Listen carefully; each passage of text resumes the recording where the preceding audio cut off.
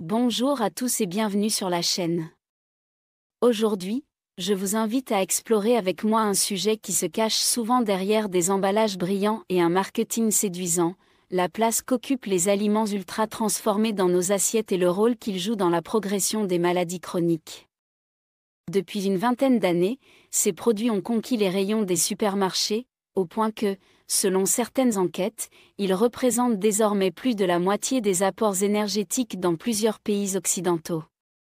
Leur succès repose sur trois promesses: gain de temps, goût calibré pour plaire au plus grand nombre et prix défiant la concurrence. Pourtant, derrière cette apparente simplicité, des signaux de plus en plus nombreux alertent les agences sanitaires.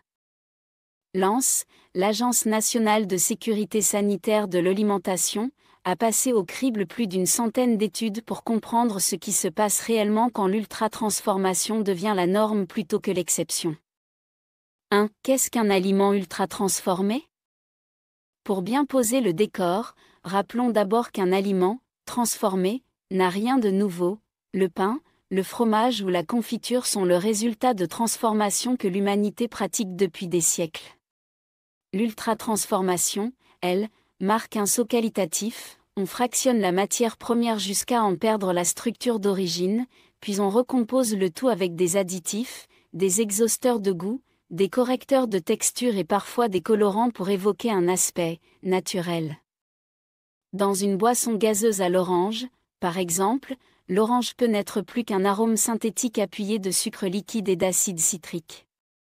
Les barres de céréales protéinées, les repas prêts à réchauffer, certains substituts végétaux de viande ou encore une grande partie des snacks sucrés et salés en sont des illustrations parfaites. La liste d'ingrédients comprend souvent des mots que vous n'utiliseriez jamais dans votre cuisine: isolat de protéines de soja, sirop de glucose-fructose, lécithine, gélifiant, émulsifiant.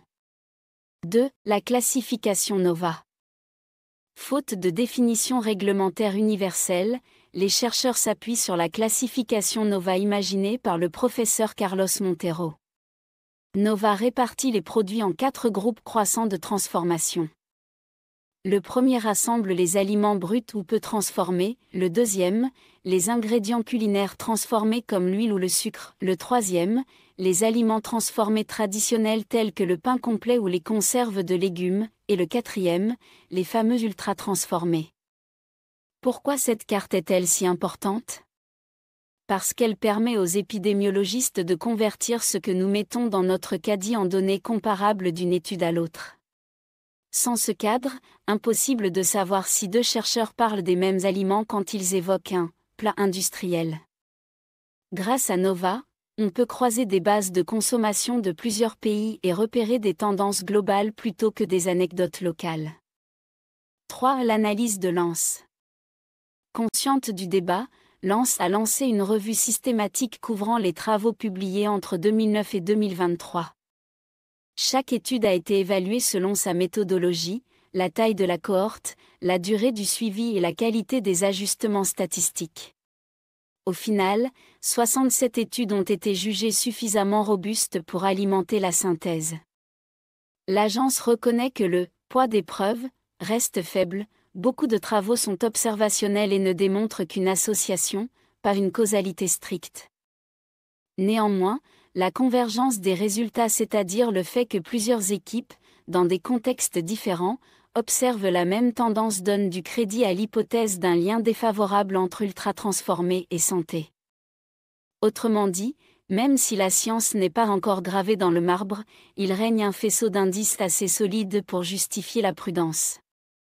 4. Les liens avec la mortalité et les maladies chroniques. Les chiffres parlent d'eux-mêmes. Selon les études de cohortes américaines, européennes et latino-américaines, chaque augmentation de 10% de la part calorique issue d'aliments ultra-transformés s'accompagne d'un surrisque de mortalité toutes causes confondues d'environ 15%.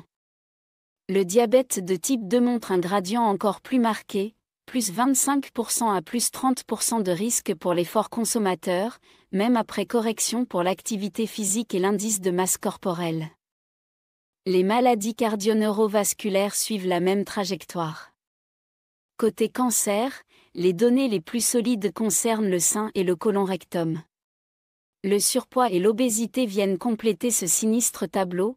Dans plusieurs pays, plus de la moitié des adultes obèses présentent une consommation d'ultra-transformés dépassant 50% de leurs apports énergétiques. 5. Les mécanismes sous-jacents potentiels. Alors, comment une pizza surgelée ou un soda aromatisé finissent-ils par augmenter le risque de maladie? Le premier mécanisme est calorique, la densité énergétique élevée et la palatabilité renforcée encouragent le grignotage et la surconsommation. Le second est métabolique, l'absence de fibres et la présence de sucre rapide entraînent des pics de glycémie, favorisant l'insulinorésistance. Vient ensuite le rôle des additifs. Des études sur l'animal et des essais pilotes chez l'humain suggèrent que certains émulsifiants modifient le microbiote, augmentent la perméabilité intestinale et déclenchent une inflammation de bas grade. Enfin, la transformation à haute température génère des composés néoformés, acrylamide, hydrocarbures aromatiques polycycliques, nitrosamine, dont la génotoxicité est documentée. Pris isolément, chaque facteur peut sembler modeste, ensemble, ils créent un terrain propice aux pathologies chroniques. 6. Pourquoi le poids des preuves reste faible? Il serait malhonnête de clamer que le dossier est clos. Les études observationnelles traînent toujours un cortège de biais, erreurs de mesure des consommations, facteurs socio-économiques cachés, variations culturelles. Les questionnaires sur 2 ou 3 jours ne reflètent pas nécessairement l'alimentation d'une année entière. De plus, la catégorie « ultra transformée » est vaste, une céréale de petit déjeuner sucré n'a pas le même profil nutritionnel qu'un steak végétal enrichi en protéines.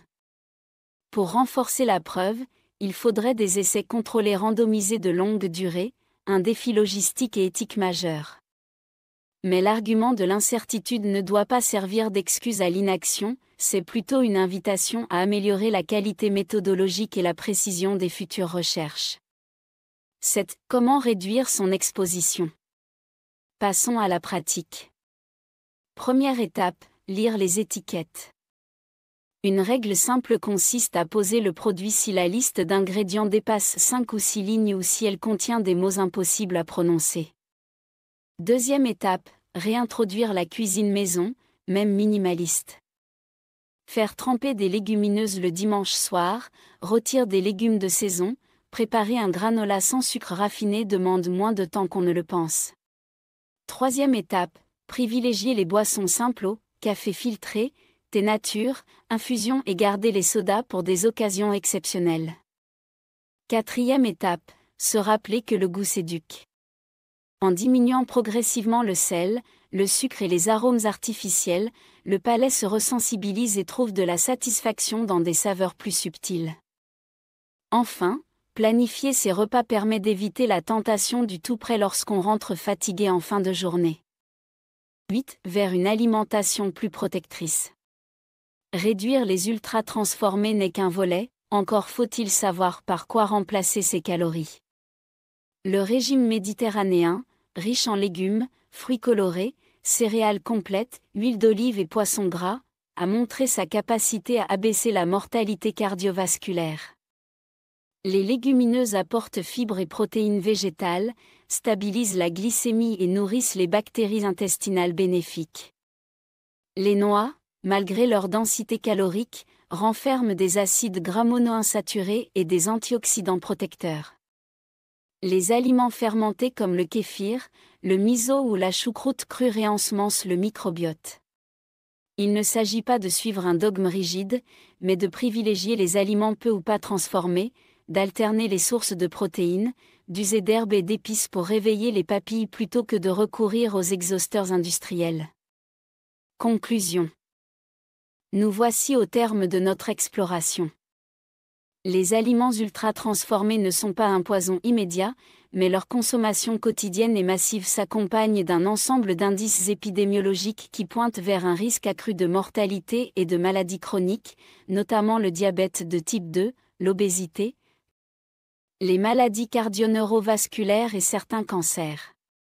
Lance nous rappelle que la preuve est encore qualifiée de faible, mais la cohérence des résultats incite déjà à l'action. Réduire la part de ces produits dans notre alimentation est un investissement pour notre santé future, un acte de prévention aussi efficace que de bouger davantage ou d'arrêter de fumer.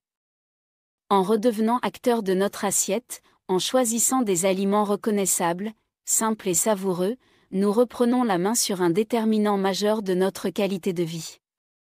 Merci d'avoir suivi cette vidéo jusqu'au bout. Si elle vous a été utile, n'hésitez pas à la partager et à vous abonner pour ne rien manquer des prochains épisodes.